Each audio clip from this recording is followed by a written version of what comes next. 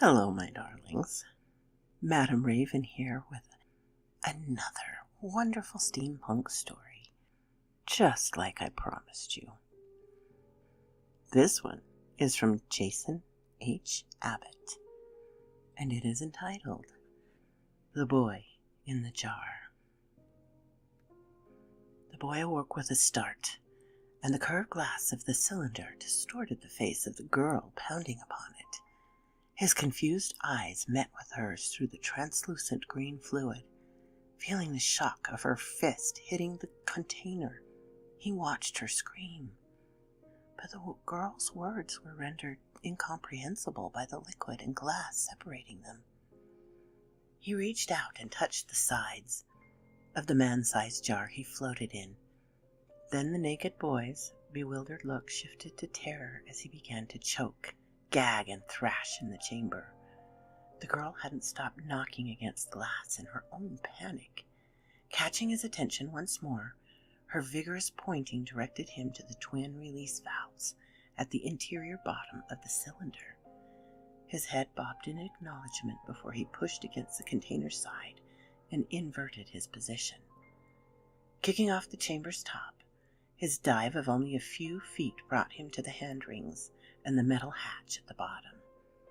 Turning each from vertical to horizontal, he yanked them simultaneously to open the drain. Nothing happened. His eyes looked up to the girl, pressing her face against the glass. She drew her fists together and pantomimed in exaggerated upward pull. The boy looked back to the rings he held. Bracing into a squat at the bottom of the cylinder, he strained with all the fading strength he had. The valves inched higher, then broke off the hatch. No longer anchored, the snap launched the boy upward by turning his exertion against him. Visibly gagging, his head bonked against the container's brass top that branched to the ceiling above with a dozen small pipes.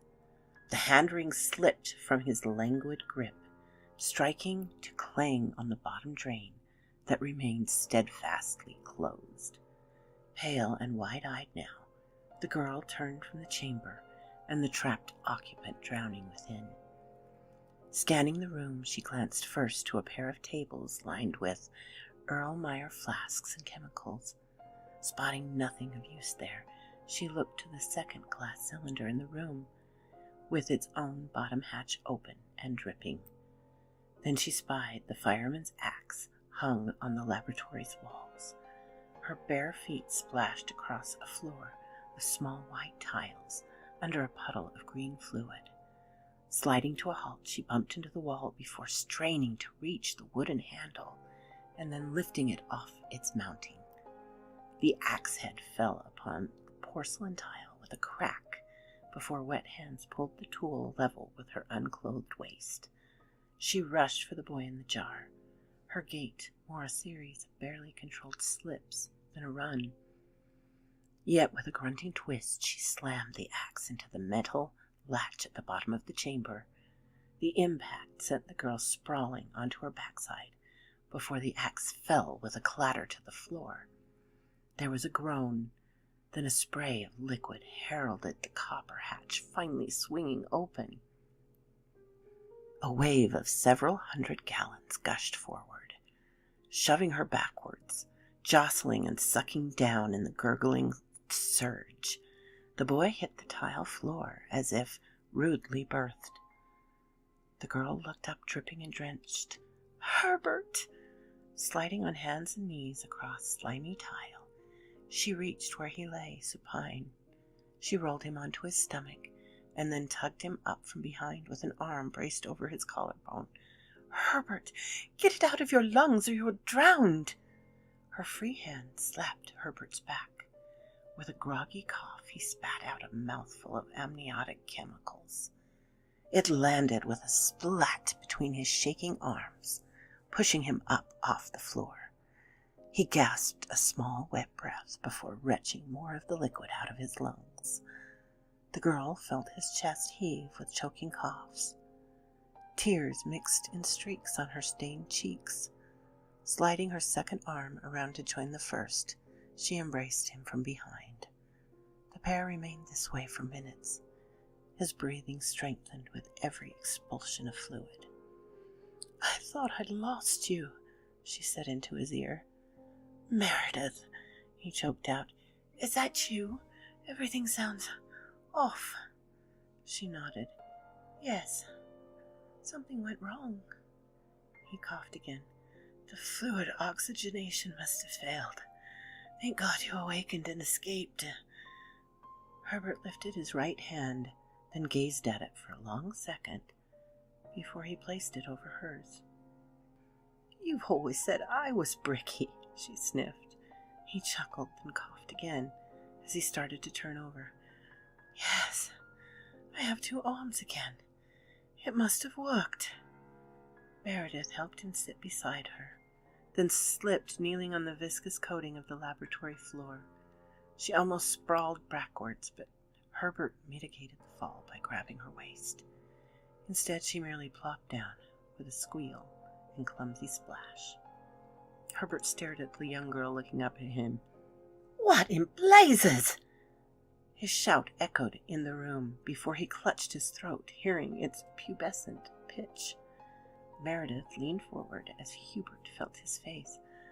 "Like I said, something went wrong." Herbert's expression was stunned as Meredith brushed back a wet plait of her strawberry blonde hair. There's nothing amiss with my ears, is there?" She folded her calves to sit cross-legged. "No, dear, they're young and perfect, just like mine." Her knees bumped his as she adjusted her position on the cold tile, and Hubert's hands lowered to his lap. He looked to Meredith, who did her best to muster a comforting smile. "It could be worse," she said. He shook his head. "Meredith, we're children. Between the timing and measurement of the chemicals, we should be 30-odd, not 10, she said, looking down at herself with a blush of modesty. Then she cupped hands over her chest, even though there was nothing to cover. Her eyes returned to his. "That's what I had guessed from the looks of things, anyways. This is a disaster." "Herbert, we're alive and whole. Look at your arm."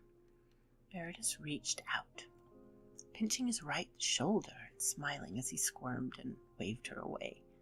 Then she unfolded a leg, lifting a foot to wiggle her toes in Herbert's face. "And this? You'd never seen me do this before, have you?" His mood lifted at the sight. "No, and that's wonderful." Her foot splashed back into the pooled fluid, and Meredith offered him her hand as she started to rise. "I want to do cartwheels in the yard." The naked children stood, helping one another to balance on the slick floor. Once standing, they paused, looking each other up and down before jointly noticing Meredith was slightly taller of the pair. She smiled. "Don't worry, dear. You'll overtake me soon enough, I'm sure." He glanced up at her. "I must have made a terrible miscalculation. I'm a doctor, perhaps a chemist. However, I must be a poor excuse for an alchemist indeed." "Poppycock," Meredith said. "Translating alchemical notes from medieval French and Egyptian hieroglyphs isn't my strong suit either. Yet here we are. We exited the maturation vats prematurely. We only had the one opportunity. What are we going to do?" Her smile flashed bright and youthful. "We're not too old to be adventurous anymore." His eyes were doubtful. "What do you mean? How do you propose we explain this and not get thrown in an asylum or orphanage?" "I mean that we won't explain anything. We'll start over. New lives. Leave it all behind. We've spent everything on the laboratory. How are we supposed to support ourselves? Mill work? Well, we have enough for a telegram and a train ride to Helen's house on the Cape. Oh, God, not the spinster suffragette, Meredith. Don't forget spiritualist, Herbert. My sister has always had an open mind about the fantastic. She'll believe me. Then we'll all concoct a story together about us being adopted orphans or whatnot. And what then? She hugged him, both sticky with fluid. These bodies should still age, right? Yes, he nodded, returning her embrace. Normally, as far as all of my experiments have shown. Then in a few years, you'll re-enter college. You'll be a brilliant medical student with a promising career to follow. Meredith pulled back, hand still on his shoulder. And we'll remarry, nice and young, to start the family we were too old to have before. Herbert's eyes became eased. Lifting Meredith's hands, he kissed its back. You're a treasure, he said. Her fair skin blushed as their fingers remained entwined, but with hands clasped. They both finally noticed a smell of decay over the odor of amniotic chemicals. Their faces became somber. Turning in the damp air, they saw two elderly corpses sitting lifeless and slack. One was a woman in a wheelchair, the other a man without an arm. Each bore a crown of silver wires connecting them to the chambers, and their clasped hands mirrored the children's. So quoth this raven